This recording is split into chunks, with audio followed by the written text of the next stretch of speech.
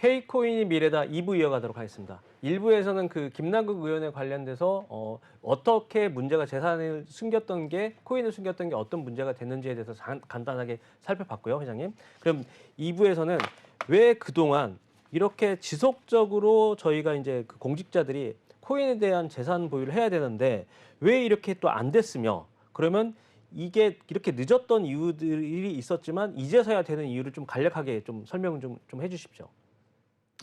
예, 이게 참 미스테리합니다. 왜 그러냐면은 지금 국회가 2020년 5월 말부터 그렇죠. 임기가 시작된 4년 임기잖아요. 예. 그럼 2020년 5월 달까지 임기를 가졌던 제20대 국회.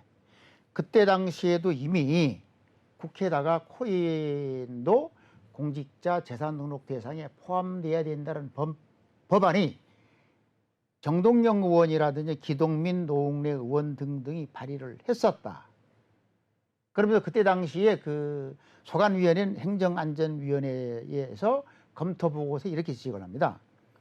공직자들이 코인을 재산 은닉 등의 수단으로 활용할 가능성이 있고 그를 통해서 부정부패와 연결될 가능성이기 때문에 법안을 입법할 필요성이 있다. 아, 미리 그런 얘기가 있었네요. 예, 검토보고도 공식적으로 와. 페이퍼에 지금도 확인이 가능한 겁니다. 아, 문제가 있을 수 있다라는 네, 걸 문제가 명확하게 얘기했네요. 그렇죠. 다만 그때 네네. 당시까지만 하더라도 대한민국에는 어떠한 법에도 코인이 그 법이 없었으니까. 법제화가 네네. 되지 않았었을 뿐이다. 그렇죠. 그래서 관련 법들이 없기 때문에 그래서 이제 폐기를 시켰어. 그럼 그것까지는 좋아요. 그럴 수 있다고 본다고 하면. 네. 근데 문제는 그럼 2020년 5월 네. 말부터 시작된 21대 국회 임기에서도 보면 민영배, 신영대, 이용호 그리고 유경진 의원 등등이 법안 발의를 해놨어요. 아, 그때 또 다시 또 법안 발의를 한 거예요? 현재 국회. 아, 현재 그러니까 두 번 다시 또 반복을 네. 한 거네요.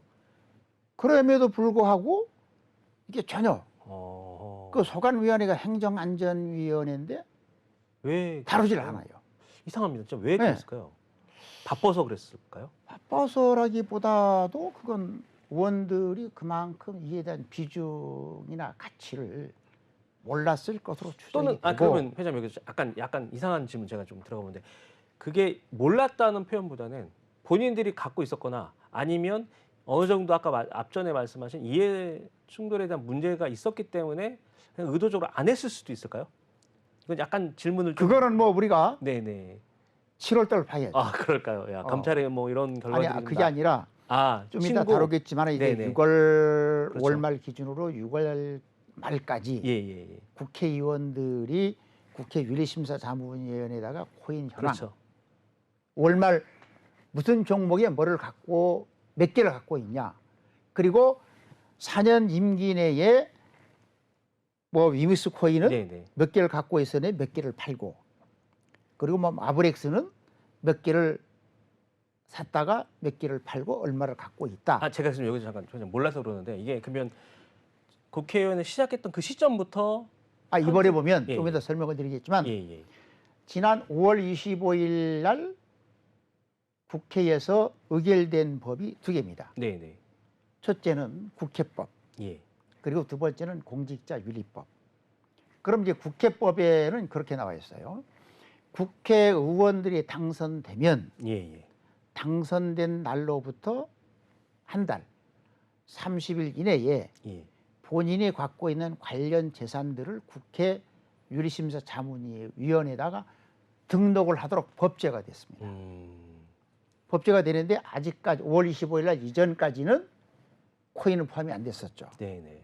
그럼 이제 국회법에 의해서 22대 내년도 4월 총선이 끝나면 예. 당선되는 날로부터 30일 이내에 22대 국회의원들은 자동적으로 모든 재산 등록을 그렇죠. 할 때 코인을 포함하게 되어 있습니다. 그렇죠. 코인까지 포함되는 거고요. 예, 그렇게 하다 보니까 문제는 그러면 지금 시중에서 나왔다는 것이 아까 우리 그 앵커께서 말씀하신 것처럼 현재 21대 국회의원들 당신들 코인 갖고 있는 국회의원들이 많은 거 아니야?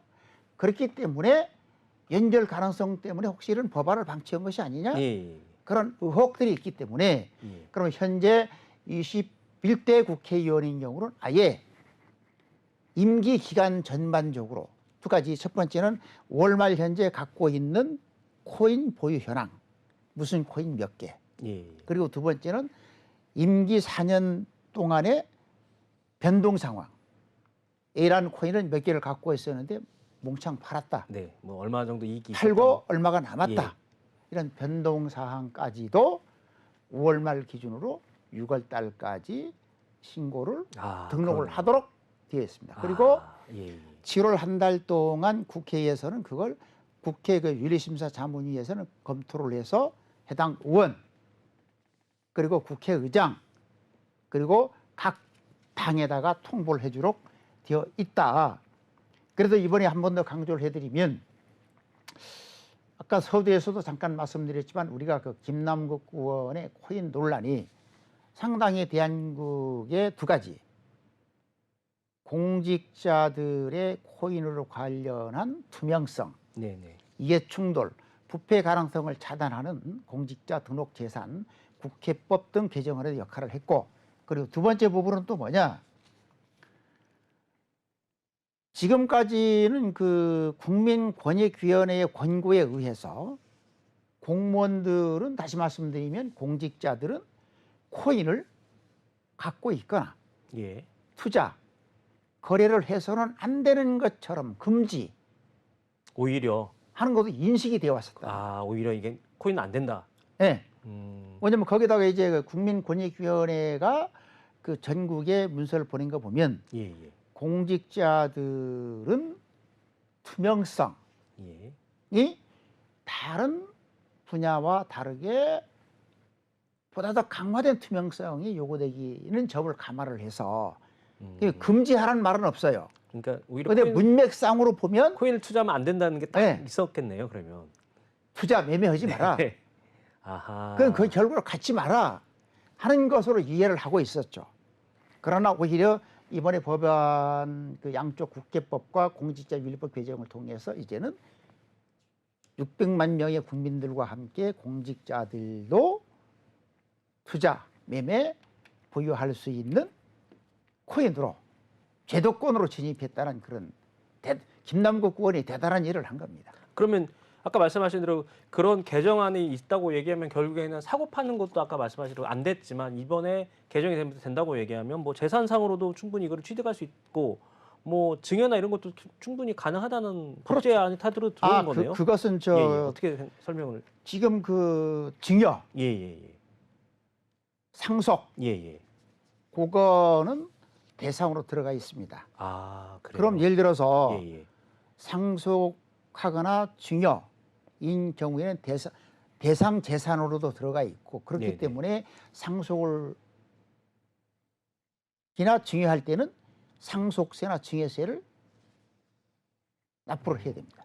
그러니까 결국에는 이제는 딱 가상자산, 코인도 합법적으로 이제 재산이 딱 다양한 된다는 거네요. 분야에서 제도권으로 진입하는 거죠. 아까 말씀하신 대로 이게 공식 대한민국의 여러 예. 가지 법에서 인정하는 에셋, 그렇죠. 재산 중 하나로 이번에 들어오는 인정이 되는데 이번에 공무원들도 그렇죠. 매매, 네네. 투자, 보유, 소유할 수 있는 재산 중 하나로 인정이 되는 거예요. 공직자윤리법과 국회법에서 인정한 거죠. 결국에는 김 의원께서 좀 이렇게 되게 어려운 상황을 만들었긴 했지만 국회의원들한테 직접 할 수 있는 기회를 주면서 이것도 법적으로 인정을 받기 때문에 아까 말씀하신 이해 충돌만 되지 않는다면 그렇죠. 충분히 이게 이제 재산으로서의 어떤 가치가 있는 거고 법적으로 그러면 인정을 받은 거죠. 이것도 하나의 또 좋은 어떤 그럼 저는 방향성이 이제 되는 것 그렇게 같습니다. 보거든요. 예. 그 다른 분들은 요즘 김남국 의원의 코인 논란으로 부정적인 측면을 바라보는데 그렇지 않다. 왜 그러냐? 이것을 계기로 원래 지금 노출되고 있는 내용들은 코인 세계가 갖고 있었던 부분들이 집중적으로 부각되고 있을 뿐이다. 근데 오히려 이 시장이 정리되고 예. 오히려 또 이 코인이 뭐 불장이라든 그런 시대가 온다면 뭐 조만간 올지도 모르겠지만 그러면 이제 대한민국의 코인 인구가 증가할 수 있는 계기를 김남국 의원을 통해서 만들었다. 그렇게 평가를 하는 거죠. 자, 그러면 다음 질문으로 김남국 여기다 하나 또 뭐 있습니까? 짚고 넘어가야 되는데 이번에 국회법이나 이런 데 보면은 그럼 가격 산정이 문제잖아요. 그렇죠. 가격 산정이 문제죠. 가격 산정인 경우에는 그 공직자윤리법에는 그렇게 나와 있습니다. 공직자윤리법에는 보면은 그 증여세, 예, 예. 증여세법에 나와 있는 그런 거기서 나와 있는 그 산정하는 방식으로 하는 걸로 돼 있고, 예, 예. 다만 국회법에서는 명확하게 규정을 하질 못했어요. 아, 이유가 있는 건가요? 그거는 이제 조금 법적으로 좀 미비한 부분인데, 예를 들면 예, 예.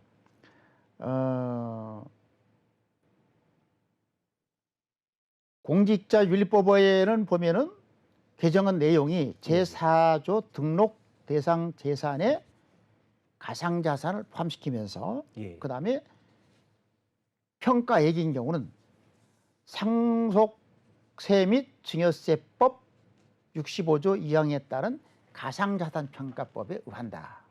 이것도 법이 또 따로 또 가액을 할 수 있는 것도 생기는 거네요.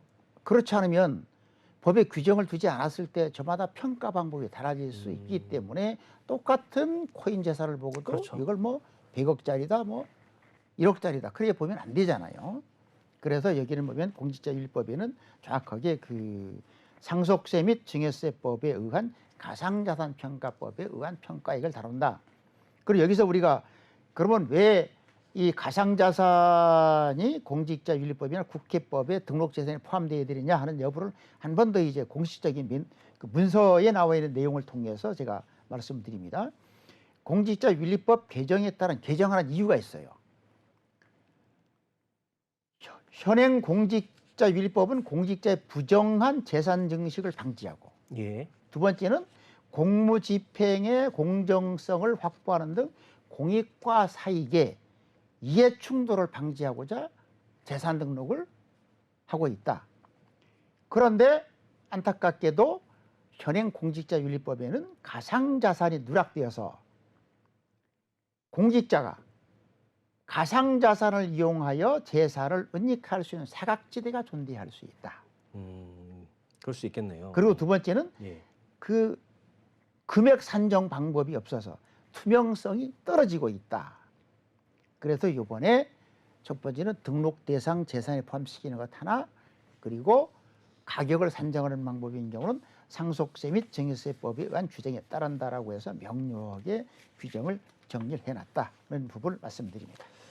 회장님, 그럼 만약에 이게 국회의원들이 만약에 이런 변동 사항을 좀 숨기고 싶을 수 있는 상황들이 좀 생기지 않습니까? 왜냐면 아까 말씀하신 대로 가액이나 이런 것들을 신고하는 타임이나 이런 것들에 대해서 이렇게 굉장히 많이 이렇게 세금이나 이런 부분 문제가 있을 것 같아서 근데 의도적으로 문제는 숨길 수 있는 상황도 있지 않을까요? 아니 지금 현재 건 전 세계에 똑같죠. 예, 설명을 좀 어떻게? 왜 그러냐면 우리나라 예, 예. 같은 경우는 뭐 토지, 네, 건물인 경우는 역사가 깊고 네, 그렇게 하다 보니까 전산 시스템이 아주 네, 다양하면서도 깊이 있게 전산 시스템이 구축돼 있잖아요. 네, 네. 하지만 미국을 비롯해서 전 세계 모든 나라가 지금 그 코인 관련한 전산 시스템 구축이 안 됐단 말이죠. 우리나라 같은 경우도 지금 국회의원들인 경우에는 5월 말 기준 6월 말까지 국회 윤리심사위원회에 신고를 하는 것이고, 네, 네. 그 외에 대통령을 비롯해서 사급 이상 공직자나 직무 관련 공무원들인 경우는 올해 말 기준으로 그러니까요. 내년 2월 말까지 신고를 한단 말이에요, 등록을. 근데 문제는 저 같은 경우도 현재 계실 때 보면 이제 그 정보 제공 동의서를 내요. 그럼 만약에 그게 잠깐요. 위반할 때 어떻게 되나요? 정보 제공 예, 동의서를 같이. 내면 예, 예. 그걸 가지고 그 공직자윤리위원회가 쫙 뿌리는 거죠. 일단, 이 내용이 예, 맞냐 안 맞냐. 그럼 만약에 예. 어느 기준 이상 자료가 신고 등록한 내용이 불성실하게 되면 어허. 해임 아하. 또는 징계라든지 이런 그 벌칙 조항이 주어지죠. 아. 그런데 코인인 경우는 지금 조회를 할 수 있는 곳이 국내 같은 경우 거래소밖에 그렇죠. 없잖아요. 그러니까 지금 이게 또 다음에는 네. 거래소 같은 경우도 반드시 제출해야 될 의무가 없어. 그러니까요. 또 그리고 거래소가 자료를 불성실하게 조회에 대한 대응을 하더라도 처벌할 규정이 없는 거죠. 그러니까요. 그럼 다른 곳에인 경우는 첫 번째는 개인 지갑, 외국의 거래소, 그리고 그 다음에는 지금 우리나라 거래소는 전부 다 뭡니까? 중앙화되어 있고 데이터가 딱 모아져 있잖아요. 그렇죠. 그러나 뭐 탈중화되는 그런 등등인 경우는 확인할 수 있는 공식적인 방법은 없는데 예. 이것은 한국만은 아니다. 아하. 왜? 전 세계가 아직은 코인 관련한 첫 번째는 법 제도화가 안 돼 있고 안 돼 있다 보니까 데이터를 구축할 수 있는 전산 시스템이 정지가 안 된 거죠. 그래서 이건 어쩔 수 없이 과도기적으로 거칠 수밖에 없는 사례다. 그 사례가 예를 들면 오늘 아침에도 언론에 났거든요. 기획재정부가 보면은 관련 부서를 포함해서 가상자산 신고 대상 공무로 지정된 공무원들이 수백 명이 되는데 가상자산을 코인을 갖고 있다고 등록한 공무원은 없더라. 라고 하는 것이 아까 이제 우리가 코인의 제도화가 덜 됐고 제도화가 덜 된 데 따른 전산 시스템이 구축이 되어 있지 않기 때문에 확인할 방법이 없다. 이것은 한국만의 상황은 아니다. 어쩔 수 없다고 봅니다. 자, 그러면 제가 왜 이 질문 드렸냐면 최근에 그 빗썸과 업비트가 이제 김남국 의원 관련돼서 코인 거래 내역을 달라고 했는데 뭐 업체마다 조금 입장이 좀 달랐던 것 같아요. 그렇죠. 근데 이게 지금 국회의원 그 얼마 전에 권익위원장이 그 가상자산 전수주사의 의지를 밝혔는데 최근에 김 의원 같은 경우는 이슈가 많은 상황에서 지금 거래소에 달라고 했단 말입니다. 근데 거래소 입장에서 잘 주기가 어렵다고 얘기했는데 이번에 권익위원장이 밝힌 이 내용에 관련돼서도 이게 의지를 밝히긴 했는데 이 과정이 쉽지 않을 것 같은데 어떻게 생각하세요? 아니 그건 당연하죠. 네네. 그건 의지로 되는 것이 아니라 예예. 법적 근거에 의한 시스템에 의해서 되는 거거든요. 네. 첫 번째는 법적 근거가 아직은 마련되어 있지 않고 법적 근거가 없기 때문에 그 관련된 자료를 정리할 수 있는 전산 시스템 구축이 안 돼 있잖아요. 네네. 그럼 이제 전현희 위원장이 아무리 의지가 강한다 하더라도 지금 조회를 해볼 수 있는 것은 그 금융정보분석원의 특정 금융정보법에 의해서 신고 수리된 27개 거래소 외에 다른 곳에는 조회를 해볼 곳이 없다. 그리고 두 번째 부분인 경우는 예, 예. 그나마 27 거래소도 제출했던 자료가 부실했을 경우에 어떤 처벌할 수 있는 조항이 없잖아요. 그렇죠. 그럼 결과적으로는 어떤 김남국 의원과 같이 그래도 다행인 것은 김남국 의원과 같은 논란이 생겼을 때에 제3자들이 다양한 방법을 통해서 검증이 되기 때문에 그렇게 되면은 불성실 코인 재산 등록에 의해서 그 처벌을 받는데 근데 안타깝게도 국회법에는 예. 벌칙 조항이 없더라고요. 아, 아직까지는 없구나. 예. 안타깝습니다. 아니죠. 그럼 내가 봤을 때는 국회의원들이 예. 스스로 본인들의 권리를 제약하는 것을 회피하는 거죠. 그건 국회의원들이 아주 잘못된 거예요. 왜냐하면은 공직자윤리법에는 이런저런 뭐 해임이라든지 징계를 할 수 있도록 처벌 규정이 있는데 예. 국회법에는 그게 없더라고요. 그럼 따라서 국회의원들도 지금 뭐 특권 폐지를 한다든지 등등등 여러 가지 공약을 얘기하는데 그걸 말이 아니라 행동으로 움직이려고 하면 국회법에다가 불성실 재산 등록을 한 국회의원에 대한 처벌 조항을 강력하게 이번에도 개정안을 포함할 필요가 있습니다. 시청자 여러분, K코인의 미래단은 마치도록 하겠습니다. 감사합니다.